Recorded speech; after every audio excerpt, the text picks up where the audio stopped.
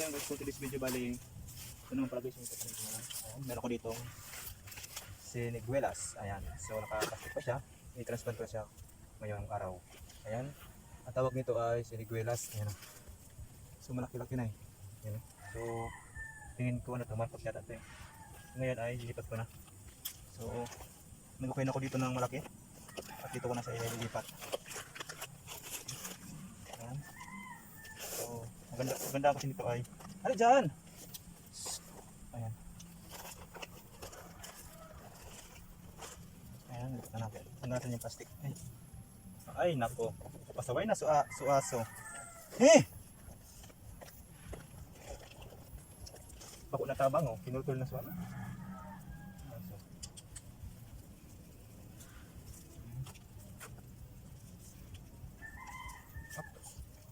Malambot yung lupa ngayon ah. So tatanda lang ito kasi yung lupa medyo ano, hindi maganda eh. Hindi ko siya kumuha natin.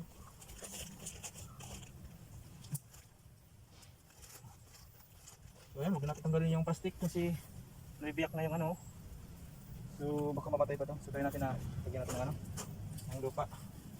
Hirap na kasi hindi natin makabuhay. Diyan. Ayan.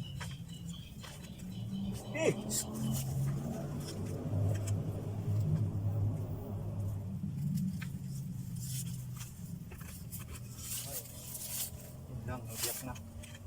At malabit natin dyan. Ano, lupa. Ayan. So medyo malambot nga pala guys yung lupa dito. Yung lupa nito malambot eh, dapat hindi pwede nga ano mabiyak kasi pwede maputol yung lupa nito eh. So lagyan natin ang ano yung lupa.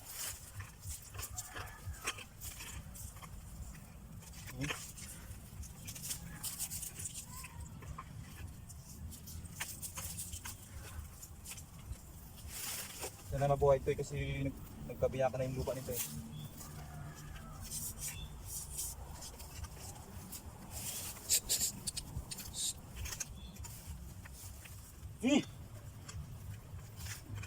Yung bis na ako kasabi na hindi pa kasaway.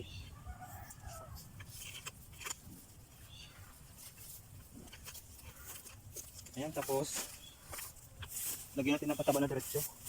Hala dyan. So sa palibot lang lagyan natin para mas yung pataba na diretso.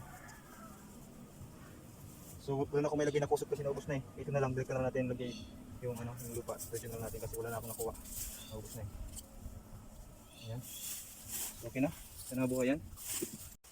So ayan guys, bali ito naman yung pangalawang siniguelas. Ayan.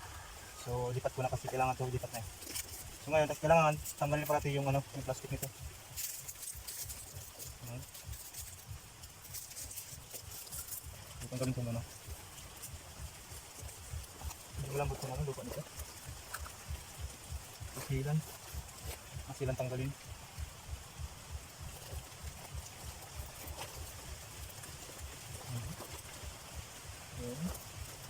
Huwag ko lang tanggalin yung plastic kasi nabibiyak eh. So baka kasi maputol pa yung ugat. So okay na yan. Okay na yan. Ilagay natin yung lupa.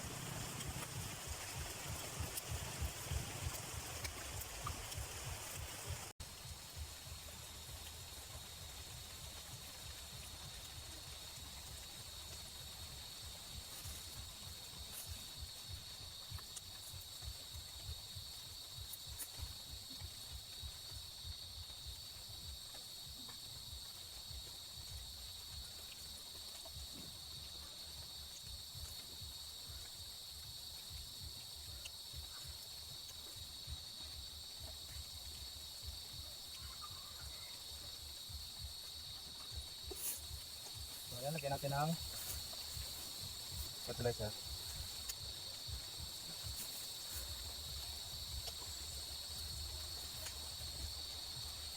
Ayan, okay na yan.